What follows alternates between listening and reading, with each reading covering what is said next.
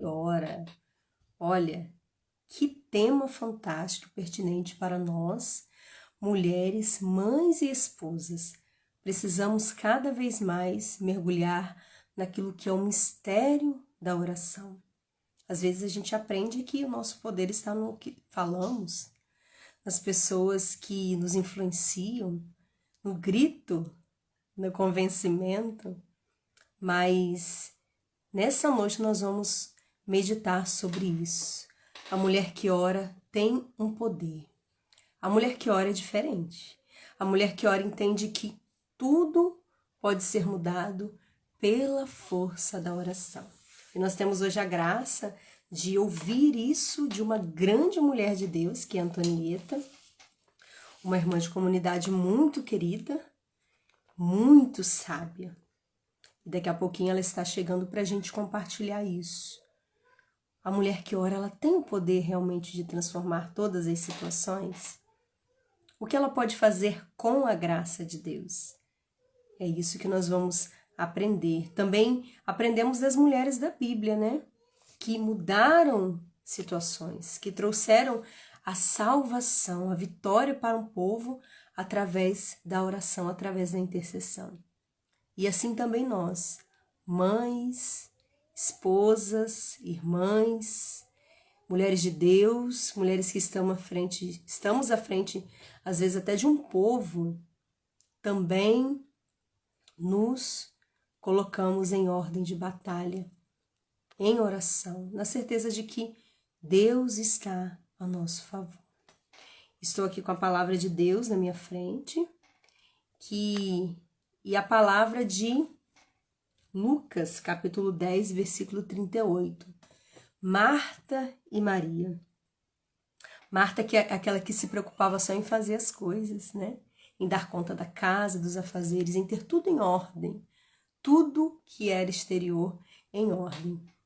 E Maria, Jesus vai dizer que ela se preocupou em ter, em estar com a melhor parte. E essa é a melhor parte que nos dá a graça de vivermos bem a nossa vida, os nossos relacionamentos, o nosso trabalho. Que nessa noite a gente possa de fato mergulhar nesse mistério de sermos Maria, aquela que estava aos pés de Jesus, aquela que buscava nele a graça para realizar todas as coisas. Esse é o segredo da mulher de Deus, esse é o segredo da mulher que ora. Antonieta já está aqui. Eu vou pedir para que ela entre, porque é alguém que vai nos ensinar muito, nos ajudar muito nessa noite. Deixa eu ver se eu consigo chamar a Antonieta aqui. A gente comece, então, a ouvir essa parte. Antonieta Salles, que alegria estar com você nessa noite. Ô, Roberta, minha irmã querida, a alegria é minha, né? Porque Deus, na sua providência, Ele vai cuidando da gente se encontrar na missão, estar junto nesse mesmo corpo lindo que é a Canção Nova, não é? Olhando na mesma direção que é o Senhor, não é? Que nos aproxima por causa de um povo, por causa da salvação das almas. Então, é uma oportunidade única que a gente não pode perder, né? Enquanto o tempo nos resta, a gente tem que ir para frente, né, Roberta? Meu Deus, Antonieta, você é uma mulher fantástica, né? Encantadora. Com esse vigor, com essa alegria, né? Prontamente, né? Prontamente, sempre pronto. Estou aqui. Eis-me aqui. Se é para falar de Deus, se é para evangelizar, você sempre disposta. Que exemplo. E que A bom. gente tem que arregaçar as mangas e pensar: enquanto eu puder, eu vou. Porque nada, nem ninguém, por enquanto, nos para, nem nos deixa impossibilitado de fazer aquilo que é necessário, aquilo que nós podemos fazer. E em função da salvação das almas, a gente tem que ir. Se a gente for fazer corpo mole, a gente não vence as batalhas. O soldado, ele precisa estar pronto o tempo todo. Ainda que no país não tenha guerra, ele é treinado. E as simulações que eles fazem de uma guerra é como se tivesse preparando para uma guerra que vai acontecer amanhã. Ele não pode falar, eu não posso fazer porque eu não estou treinado. Não, o treinamento é para a prontidão, aconteça o que acontecer. Então, a nossa vida de oração, de intimidade com Deus, gera essa prontidão. Então, enquanto a gente tem condições, temos que ir. Não é? A sede pela salvação das almas faz a gente mergulhar nessa realidade, né? E colaborar com o pouco que a gente pode fazer, porque ainda é tão pouco, né, Roberta? Quando a gente olha as circunstâncias desse mundo, como ele está, a impressão que dá é que nós estamos fazendo muito pouco ou ainda não fizemos nada o suficiente, não é? Verdade. E a gente realmente não se cansa, né? Ontem a gente conversava com um casal que a gente está numa fase que essa questão de cansaço, ela já não nos impede mais. O cansaço, ele já não domina mais. A gente se renova, a gente busca Deus e a gente vai mesmo atrás dessas almas. E no nosso caso, né, quantas mulheres têm a gente como referência, né? Precisam, às vezes, de uma palavra, de uma direção, e a gente é essa luz no mundo, nesse mundo tão com tantos influenciadores do lado negativo. A gente pode ser essa mulher de Deus que pode ajudar outras mulheres, né? Exato. Nem que saiba por causa de uma alma, porque Deus está preocupado com cada um individualmente. Não é? A pessoa é o mais importante, como falava o nosso pai fundador, que está escrito lá nos nossos documentos, né? A pessoa é mais importante. E assim, olha, Renato, uma vez eu fui num grupo de oração, fui convidada para vir pregar num grupo de oração, um grupo muito pequeno, porque a gente ficou muito mal acostumado com multidões. Só que hoje os grupos de oração em todos os lugares diminuíram bastante, né? O contexto é outro, e eu acho que é uma realidade que Deus vai nos levar aos oicos. Lembra dos oicos? Vai nos levar a pequenos grupos mesmo, familiares, para sustentar a fé católica, a doutrina católica, assim. Então eu fui convidada em um grupo pequeno, olha, era tão pequeno, tinha meia dúzia de pessoas, que na hora da partilha da palavra, nós sentamos em um círculo pequeno. Entrou uma pessoa na igreja, sentou-se no círculo e ficou. E ali nós partilhamos a palavra, terminou com uma oração, tudo direitinho. A coordenadora agradeceu e pediu que se alguém quisesse dar uma palavra. E essa mulher, ela disse assim, olha, que ela viu a igreja aberta, ela entrou e sentou ali porque ela estava indo para tirar a vida dela. E quando ela viu a igreja aberta, ela entrou e aquele momento foi crucial, que ela desistiu de tirar a própria vida e ficou ali orando conosco e tudo mais. E ela agradeceu porque a igreja estava aberta, ela entrou e nos encontrou lá, rezando, partilhando a palavra de Deus. Então, depois daquele momento, mais ainda ficou forte no meu coração a certeza de que, por causa de uma pessoa, nós não podemos desistir, nem deixar de fazer o que a gente precisa fazer hoje. Porque a porção da graça, o maná está caindo agora sobre nós, nesse momento, nessa live, nesse trabalho tão bacana que você faz ajudando casais, famílias. Então, isso é que é o mais importante. Amém. E um horário também bem bacana, porque nesse horário quem tem criança pequena como você já colocou para dormir, porque toda mãe com criança pequena faz isso, já coloca para dormir e depois é que vai rezar, é que vai organizar as coisas adiantar para o dia de amanhã e tudo mais, né? Não, e a gente está começando uma semana, né? Então a gente precisa começar retomando. E começar retomando pela oração. Porque ela que vai nos sustentar. São muitas batalhas, são muitas pessoas, são muitas situações, né? Eu queria, Antonieta, que você falasse como começou o seu caminho com Deus, quando foi, e como que a Antonieta se tornou essa grande mulher de Deus, essa mulher de fé.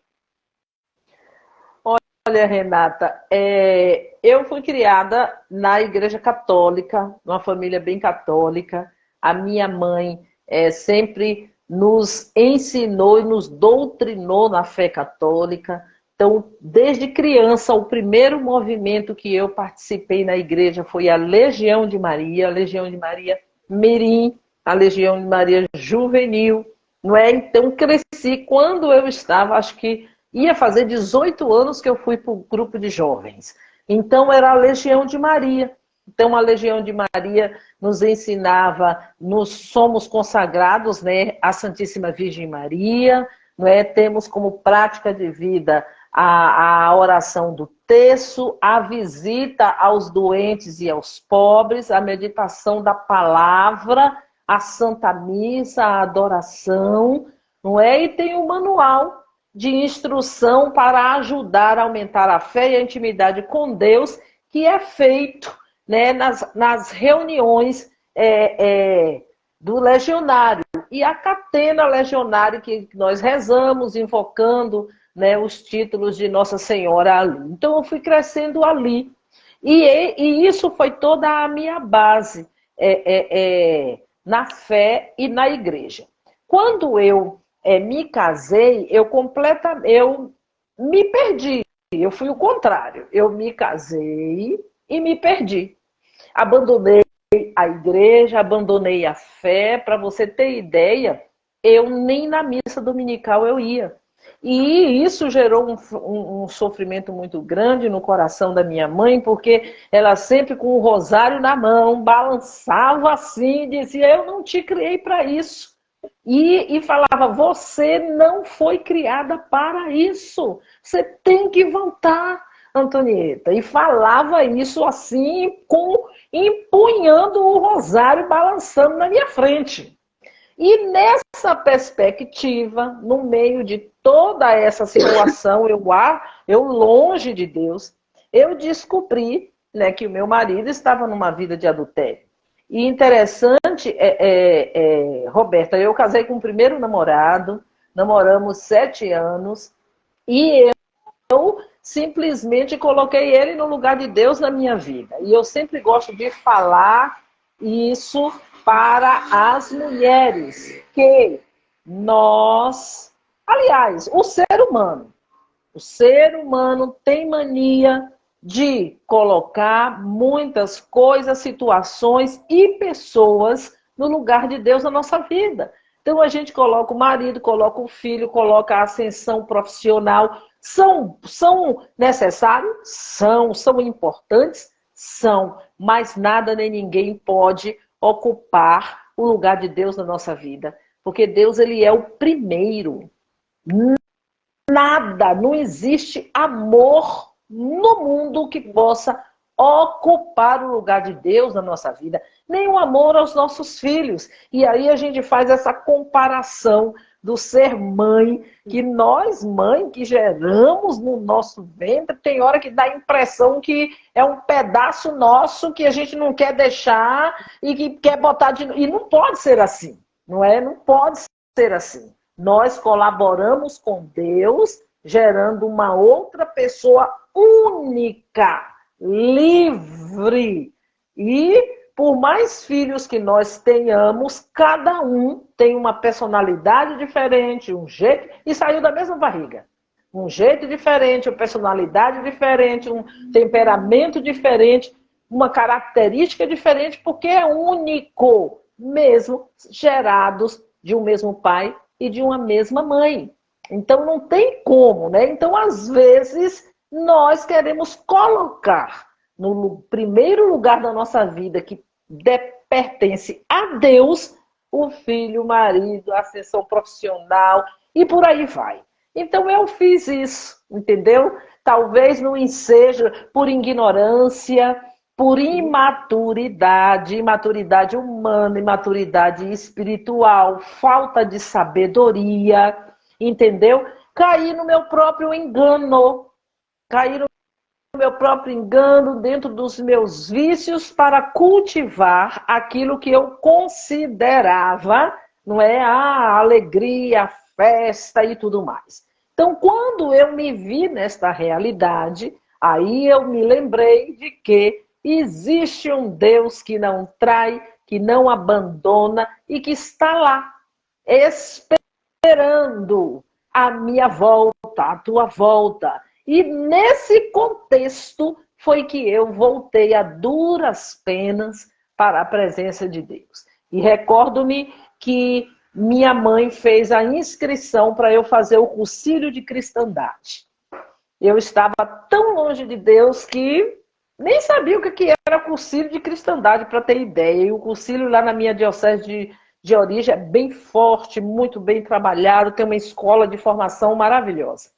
Então, eu fiz o cursilho de cristandade, e na época eu fiquei com vergonha de ir para o retiro, porque eu tinha consciência, sem a Bíblia, porque eu não me recordo o que foi que eu fiz com a minha Bíblia que eu ganhei de presente dos 15 anos. Então, historicamente tinha que estar nas minhas mãos, porque foi minha primeira Bíblia. Tradicionalmente, minha mãe dava de presente nos 15 anos uma Bíblia. A minha eu não sei o que eu fiz, perdi de alguma forma, e para não ir para o retiro sem a Bíblia na mão, eu passei na casa dela para ela me dar uma Bíblia de presente. Para ela me emprestar uma Bíblia dela, na verdade. Aí fui lá, pedi, mãinha, me empresta sua Bíblia e tal. Ela tem, né, várias traduções, veio de lá com a Bíblia folheando. Olha aqui, eu rezei por você, Deus me deu uma palavra e eu tenho certeza que essa palavra vai mover a tua vida. E eu nem sabia o que era da palavra, mas a minha mãe já tinha toda uma experiência na renovação carismática, as irmãs dela moram aqui em São Paulo, então ela já vinha, já tinha todo esse conhecimento. E ela veio com a Bíblia aberta, olha aqui, ó, a palavra que Deus me deu. E ela leu para mim Jeremias, capítulo 20, versículo 7. Seduziste-me, Senhor.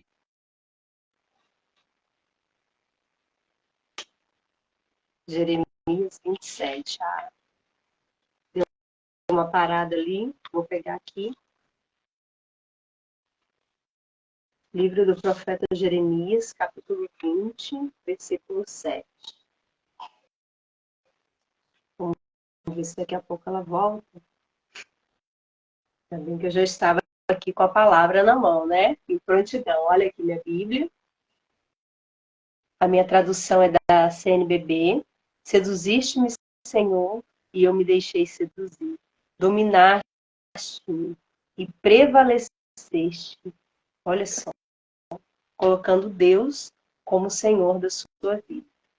Vamos ver se ela vai voltar para a gente aceitar de volta aqui a Antonieta. Que palavra forte, né? Uma palavra de chamado também de colocar a Deus como seu Senhor e seu Salvador. Retomar o senhorio do Senhor. Seduziste-me, Senhor, e eu me deixei seduzir. Dominaste-me e prevaleceste. Prevaleceste acima de todas as coisas, acima de todas as pessoas. Deus em primeiro lugar. É interessante que isso que a Antonieta falou, né? Depois que a gente casa, muitas vezes a gente coloca casos, afazeres, a profissão, o trabalho, e até o esposo no lugar de Deus. A gente se afasta, a gente deixa de rezar. Mas hoje, né, para você que é mulher que está aqui, para você que vai assistir essa live depois, vamos colocar Deus em primeiro lugar. Vamos colocar Deus no lugar que é dele. Vamos retomar o senhorio do Senhor, o senhorio de Jesus na nossa vida. E que de fato Ele nos domine, que de fato Ele prevaleça na nossa vida. Que, como diz a música, a força dele seja bem maior que a nossa. Que Ele possa de fato nos vencer e nos submeter. Ela partilhou a palavra de Jeremias, capítulo 20, versículo 7. Vamos lá, Antonieta. Vamos chamar a Antonieta aqui.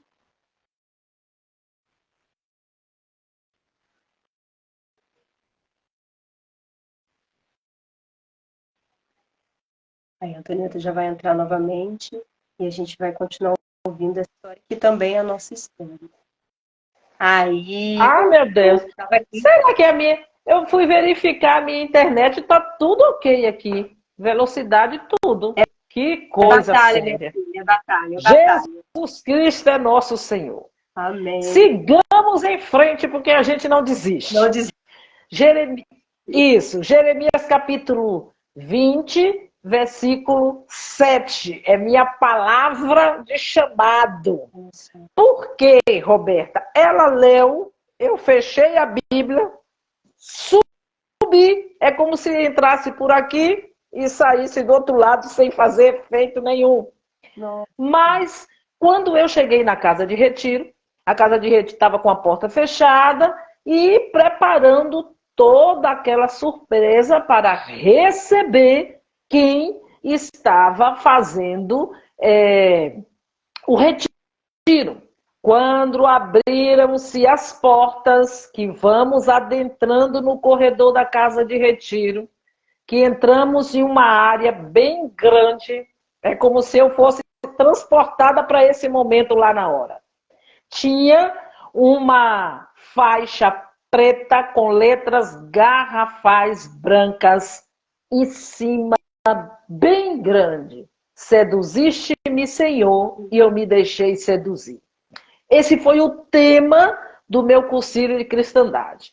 Então, quando eu li aquela mesma palavra que eu ouvi a minha mãe lendo na minha frente, então as minhas pernas ali já amoleceram, já deu frio na barriga, borboleta no estômago, que quando eu fiquei atordoada, eu entrei na celebração da Santa Missa, isso foi uma sexta-feira à noite, com a abertura na quinta noite, na verdade, com a abertura da Santa Missa, já foi a primeira, a única Santa Missa da minha vida.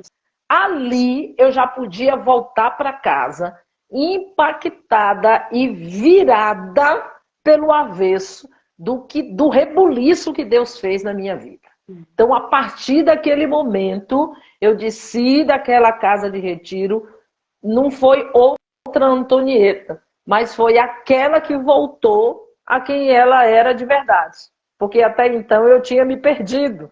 Então, eu me reencontrei comigo e com Deus. E aí, fiz uma opção radical de não mais deixá-lo.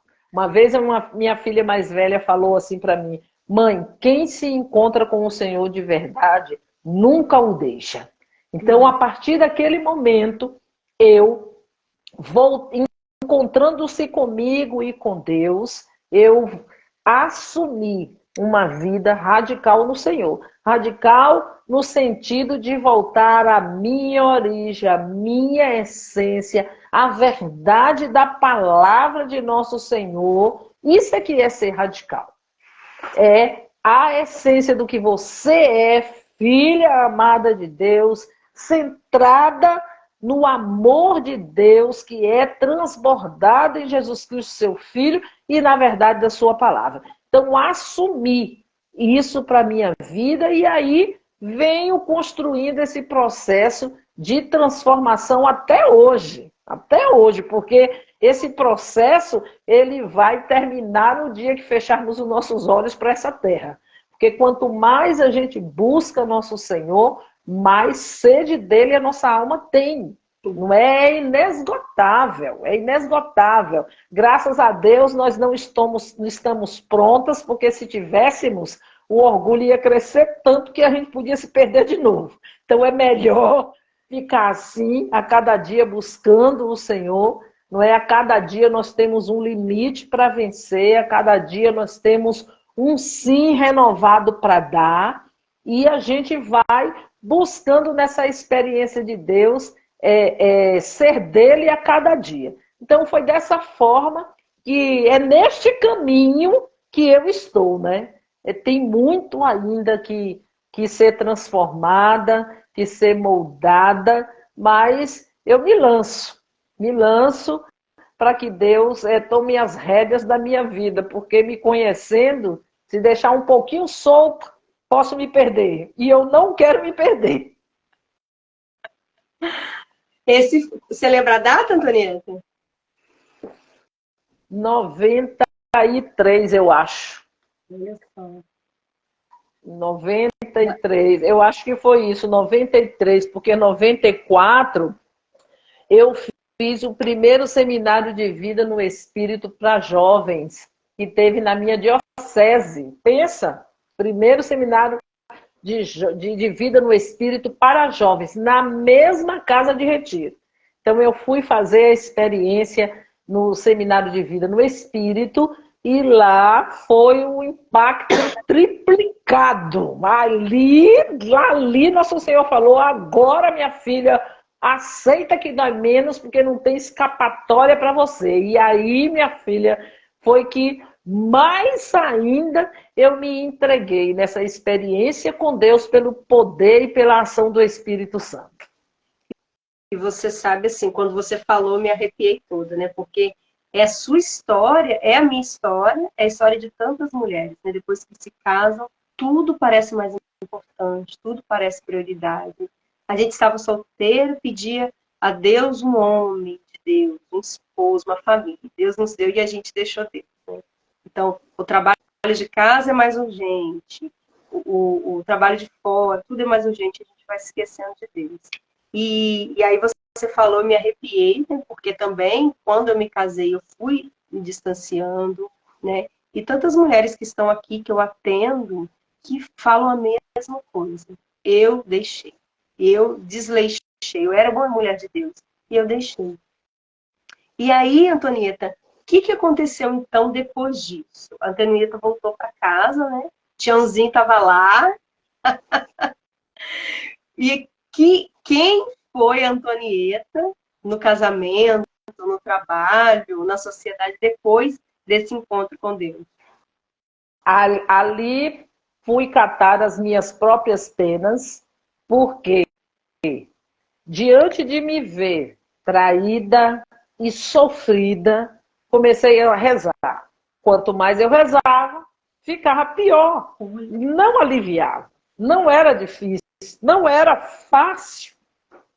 Ficava literalmente pior. Inúmeras vezes eu quis desistir. Inúmeras! E eu estou dizendo para você que está nessa live conosco, porque eu sei, como Roberta falou, que as nossas histórias se encontram, se entrelaçam em proporções diferentes, mas em aspectos e situações iguais, parecidas. E muitas vezes eu quis desistir. Eu não desistia de vez, porque, por um lado, eu tinha uma mãe orante, uma mãe que rezava, uma mãe que balançava, dessa vez ela balançava o rosário, não era falando volta para Deus, não. Dessa vez ela balançava o rosário e falava: olha aqui, olha, eu oro com você, não desiste, eu estou contigo. Era desse jeito. Então, né, balançava o rosário assim, não é? Até hoje, 3 rosários por dia, igual o Daniel. Eu falo que ela é igual o Daniel. 3 vezes por dia está na presença do Senhor. 3 rosários por dia ela reza. Eu falei: ai, Jesus do céu, eu quero ser assim igual eu cresci. Quando eu cresci, muitas vezes eu quis desistir, porque quanto mais eu rezava, ficava pior. Porque o tempo de Deus não é o nosso. E muitas vezes nós mulheres que nos colocamos para nesse enfrentamento da oração para vencer as nossas batalhas, seja ela qual for, nós precisamos entender que a mulher que ora faz o que é certo, não faz aquilo que julga ser certo. E aquilo que é certo é estar na presença de Deus, de cabeça erguida, com confiança, com fé, fazer o que eu preciso fazer. O que é que eu preciso fazer? Orar e confiar. A coisa mais difícil que tem é confiar, Roberta, porque a gente confia desconfiando. A gente confia desconfiando. É por isso que Jesus falava para Santa Faustina, não é? Confia, fala para confiar em mim, porque a gente confia desconfiando. A nossa confiança ela é rasa, porque a gente quer no nosso tempo, a gente quer na nossa hora, a gente quer do nosso jeito. Só que nós não podemos mudar o coração de ninguém. Quem muda o coração é Deus. A nossa oração é com essa confiança em um Deus que pode mudar todas as coisas. Então, se eu oro, se eu confio, eu vou esperar em Deus.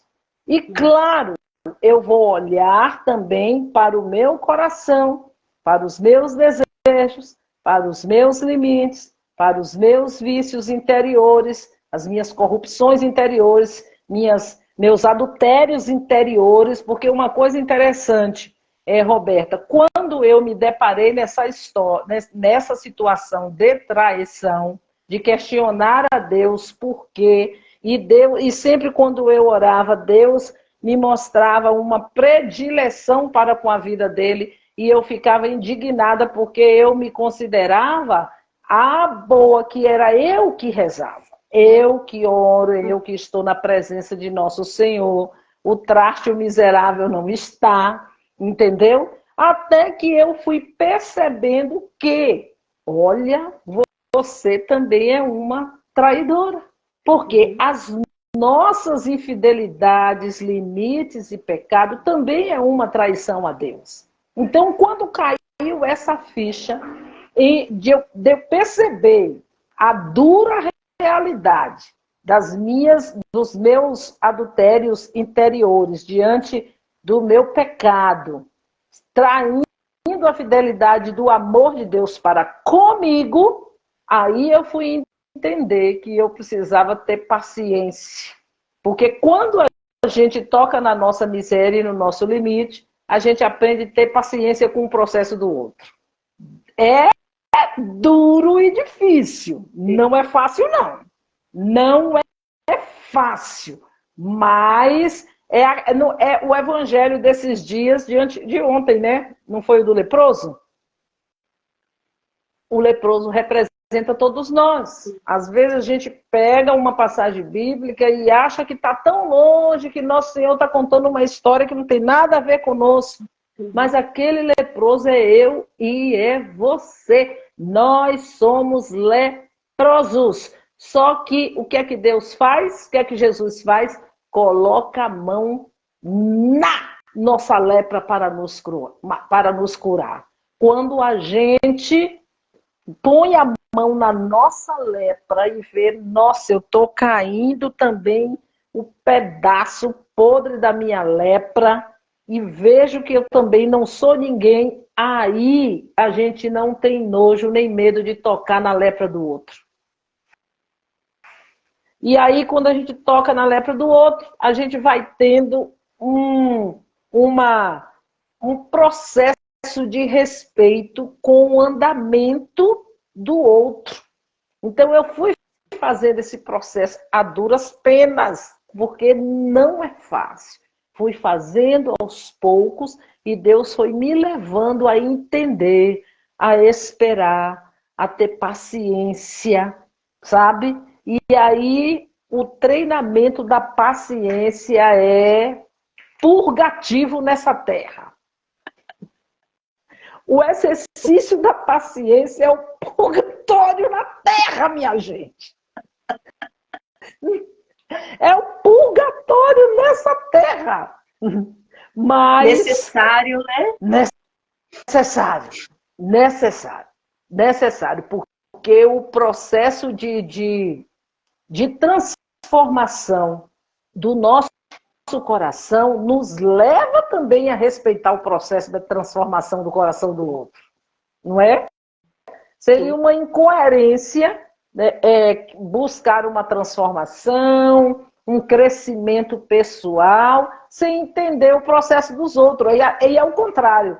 Quanto mais eu busco uma transformação interior, um amadurecimento espiritual e humano, eu vou correspondendo em entender também aquele que está nesse processo, ou que talvez nem chegou ainda. Mas aí eu vou... Essa dor nos torna mais humanas, né? Mais sensíveis, né? E é importante, é necessário. É necessário, é importante, importantíssimo, porque a questão da oração não se trata da gente ficar repetindo palavras apenas. Não é isso, mas é o nosso profundo e sincero diálogo com Deus. Não é? É levar a nossa mente a Deus. Olha, o que é que nós mulheres que fazemos inúmeras coisas e exercemos inúmeros papéis, só dentro do nosso lar? Mulher, esposa, mãe, dona de casa. Não é verdade? Uhum. Vamos simplificar só nesses 4. Sim. Nós exercemos inúmeros papéis e precisamos exercer com eficiência, com eficácia, bem feito. Faz parte do processo de santificação, faz parte do processo de amadurecimento da pessoa humana.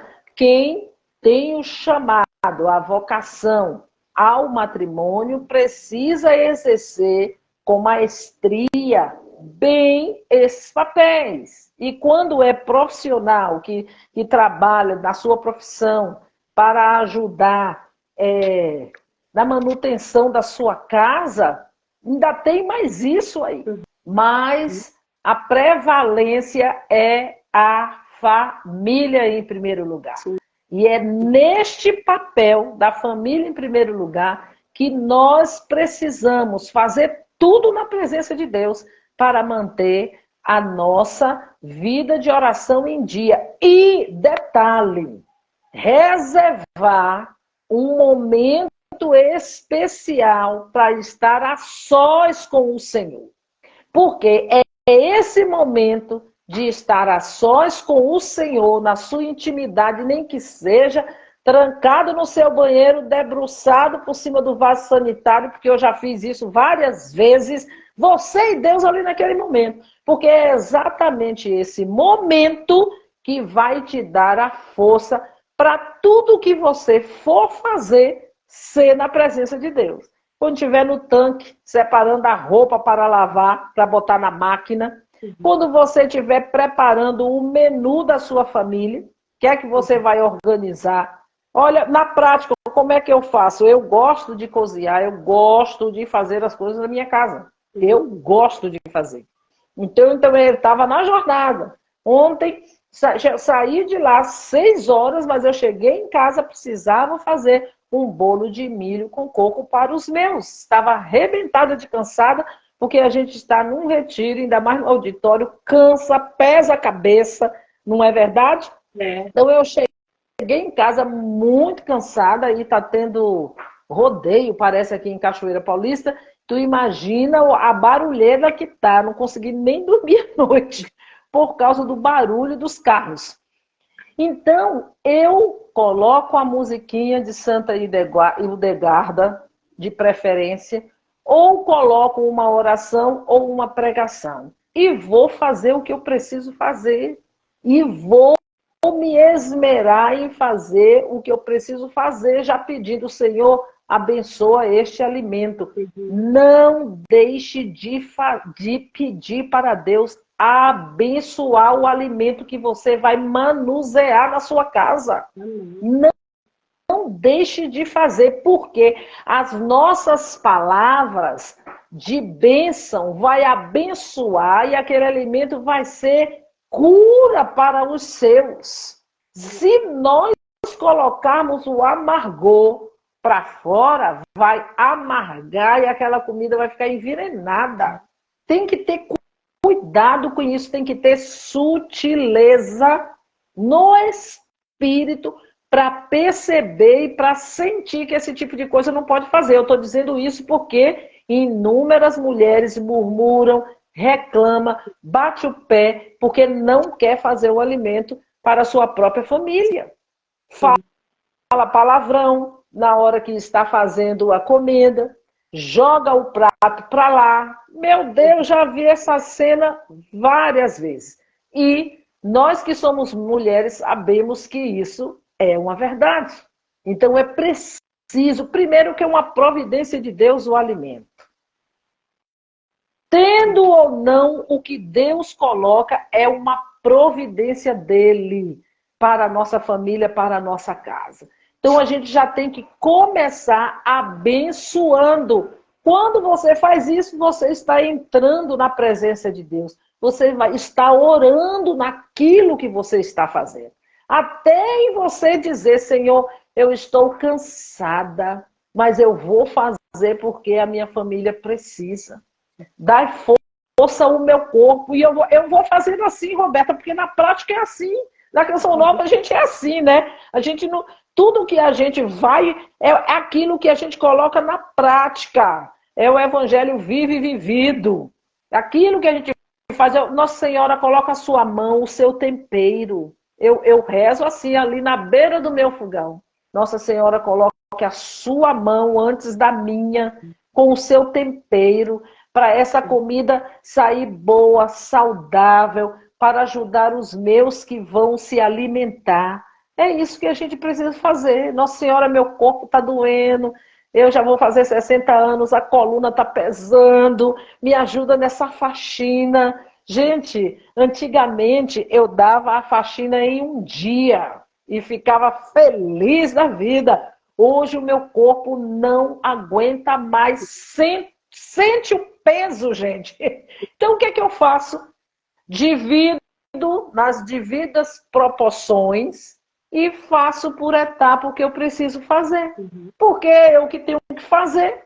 Eu não posso deixar de não fazer. Sim. Entendeu? Agora, se a gente colocar um peso dentro de uma realidade que eu optei por viver, aí não é andar na presença de Deus, aí não é ser uma mulher que está buscando crescer na sua vida espiritual diante de Deus. E depois que eu termino tudo isso, se eu tiver, no dia que eu não tenho atividade nenhuma, o que me faz descansar é dormir. Então eu nunca perco a minha noite com nada. Então eu vou para o meu quarto rezar para dormir. Então eu não deixo de fazer isso de jeito nenhum. Então eu já pego o meu texto, já vou rezar o texto, já complemento com outras orações que eu gosto de fazer, e aí eu vou me interiorizando no Senhor até chegar o sono para eu dormir bem. Mas não pode deixar de fazer. Não pode deixar de fazer, porque temos muitos afazeres. E temos mesmo, mas a mulher orante, como o livro do Provérbios fala, no capítulo 30, versículos 10 em diante, vai dizer que a lâmpada dela, deixa eu pegar aqui, olha, eu amo esse versículo. A sua lâmpada permanece acesa. É 31, deixa eu ver aqui.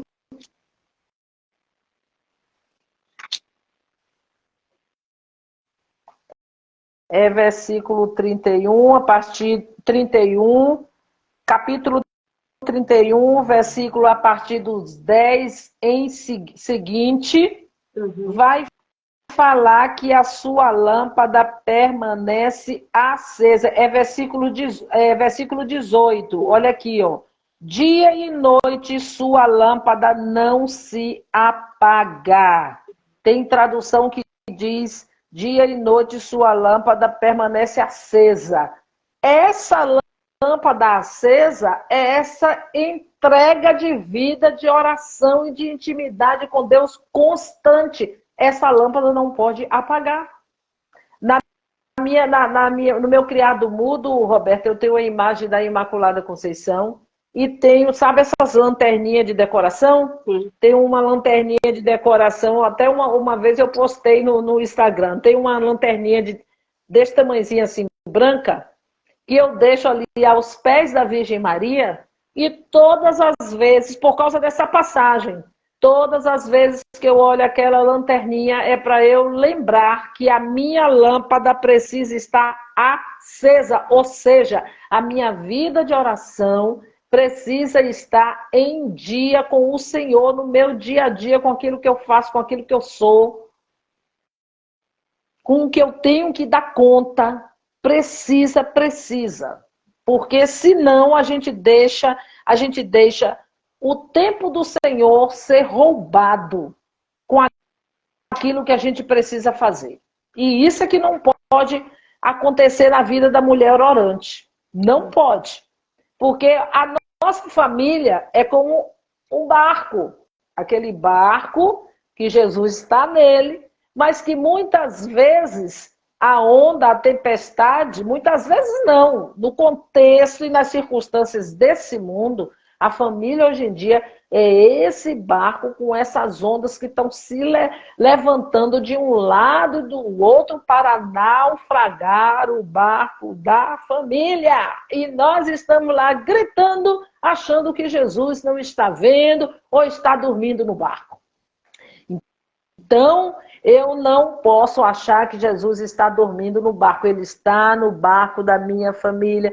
Jesus, ele não abandona o barco. Jesus, ele acalma a tempestade.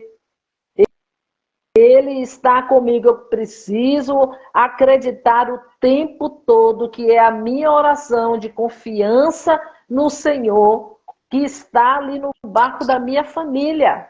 E outra coisa, o mar, a gente sabe que é esse mundo. Mais do que nunca, e Nossa Senhora falou para Lúcia que a última cartada, a última batalha do demônio seria contra os matrimônios e com a família. Então é esse mar aí que está cada vez mais agitado e violento, entendeu? E se a gente pular do barco, nós estamos mortos, acabados e destruídos. Nós não vamos pular do barco. Nós vamos permanecer no barco da nossa família, na certeza de que nosso Senhor, ele está no barco. E ele não vai sair. Entendeu? Se a gente pular do barco, a gente vai facilitar o trabalho do inimigo que quer nos devorar. Mas nós não vamos pular do barco, não. Nós vamos permanecer no barco. Abandonar o barco, gente, não faz parte da personalidade de Jesus. Ele está conosco, ele está no barco da tua família, ele está e a gente tem que confiar. É questão de fé. Mais do que nunca, nós precisamos pedir ao Senhor: aumentai a minha fé. E essa fé carismática, essa fé como o nosso pai fundador, Padre Jonas, sempre nos ensinou. Crer naquilo que a gente não viu ainda, mas nós já estamos crendo na vitória do Senhor, na nossa vida, na nossa casa, na nossa família, ainda que eu não esteja vendo agora, mas eu vou ver pela fé, porque nosso Senhor está no barco da minha família. Ele não pulou do barco, não faz parte da ação de Jesus pular do barco. Ele permanece. Eu acho que, eu acho não, Jesus estava até ali reclinado, olha só, naquele barco, para dizer, olha, fique tranquila, reclina aqui comigo, que eu estou aqui, eu não vou sair, eu não abandonei. Eu não abandonei. Eu gosto muito daquela, e eu estou até escrevendo sobre isso, da passagem de Marta, porque esse ano, olha, é o quarto retiro de mulheres que eu vou em estados diferentes, que está lá o tema, como ser Maria no mundo de Marta. Menina, a primeira vez que eu recebi, falei, mas meu Deus, por que o senhor faz isso comigo? Porque vem cada tema tão assim. Renato, falei, mas meu Deus, mundo de Mar... como ser Maria no mundo de Marta. Aí eu fui mergulhar só no mundo de Marta, ao invés de ser no mundo, ao invés do mundo de Maria. Fui mergulhar só no mundo de Marta. E aí eu fui entender. Porque às vezes o povo pensa que Marta não rezava, que Marta não queria estar aos pés de Jesus, não se tratava disso não. O problema de Marta era que ela estava com o coração inquieto e agitado. Só foi esse. Porque Marta foi uma mulher, gente, que professou a fé, que saiu correndo e disse para Jesus, se estivesse aqui, meu irmão não tinha morrido. Marta foi aquela que falou, eu creio. Entendeu? Então, qual foram as circunstâncias que deixou aquela mulher que as duas estavam acostumadas a servir Jesus e o bando dele? Porque tu imagina Belém coladinha com Jerusalém. Jesus não tinha casa em Jerusalém não, meu povo. Quando Jesus ia para Jerusalém, ele se encostava ali na casa de Marta para comer, beber, descansar, dormir. E não era ele sozinho, não, era com a cambada que seguia ele. E ela já estava acostumada, porque é o serviço da mulher, é uma cultura diferente, num tempo diferente. Era ela que tinha que fazer a massa, fazer o pão, que buscar água. Então ela, mas a irmã já estava acostumada a fazer isso para servir Jesus e os seus discípulos. E o seu irmão Lázaro, provavelmente, segundo os estudiosos, ela deveria ser a mais velha, o Evangelho sempre cita ela primeiro, e não é esse costume, não é? Em uma família, né, patriarcal, que o homem sempre vem evidenciado por primeiro, é o contrário da família dela. Então, certamente, ela seria ser a mais velha. Então, elas estavam acostumadas, imagina, que ela estava acostumada a servir Jesus e ouvir Jesus ensinando, doutrinando, falando do reino o tempo todo. Mas naquele dia, algo aconteceu, ou vinha acontecendo, que ela se apresenta com uma alma inquieta, agitada. E Jesus fala para ela, por que tu estás tão inquieta? Ela já estava acostumada a fazer pão, assar peixe, buscar tâmaras para servir eles, mas alguma coisa, e eu fiquei pensando, por que será que ela estava com o coração inquieto? Qual seria as preocupações daquela mulher, que tinha mais 2 irmãos? Será que Lázaro já estava com sinal de lepra? E isso ocupou o coração dela com as preocupações? Será que as provisões eram poucas e ela estava preocupada? Nossa, e agora o que é que eu vou fazer? A comida não vai dar para Jesus e os discípulos. O que será que levou ela a inquietar-se com tanta para chamar a atenção de Jesus? Porque a inquietação do coração dela privou dela ouvir o que Jesus estava ensinando ali naquela hora. Ela já estava acostumada a fazer isso, mas aquele dia a inquietação não deixou.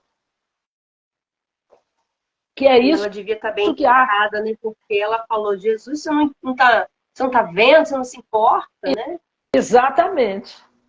Exatamente. Estava tão inquieta porque a inquietação faz isso conosco, a inquietação nos rouba de nós mesmos, quanto mais do Senhor.